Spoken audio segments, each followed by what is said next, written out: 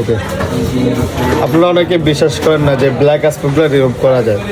আপনারা মনে করেন যে আমরা নতুন ডিসপ্লে দেখাই, আপনারা অনেকেই কমেন্ট করছেন যে আমরা প্রথমে একটা ডিসপ্লে দেখাই পরে একটা ডিসপ্লে দেখাই। আপনারা এটা ভালো করে দেখেন, স্যামসাং M11 ডিসপ্লে।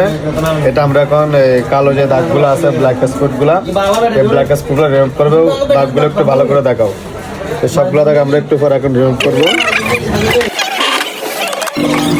রিমুভ করার জন্য সর্বপ্রথম একটা রেমো গ্লাস নেবেন। এটার মাধ্যমে আমরা এই ব্ল্যাক স্পটগুলো রিমুভ করবো। ডিসপ্লেতে মেশিনে দিয়ে যখন এটা একটু একটু গরম হয়, বেশি গরম হলে আবার দাগগুলো বেড়ে যাবে, তাই আমরা মোটামুটি মিডিয়াম গরম হওয়ার পরে আমরা কাজটা শুরু করি। তো যারা কমেন্ট করেন যে এটা ফেক ভিডিও, বা অনেকে কমেন্ট করেন গালিগালাজ করেন যেগুলো ফেক ভিডিও, এগুলো ভুয়া, তো তাদের জন্য আজকে প্রুফ সহকারে একদম লাইভ নিয়ে আসছি।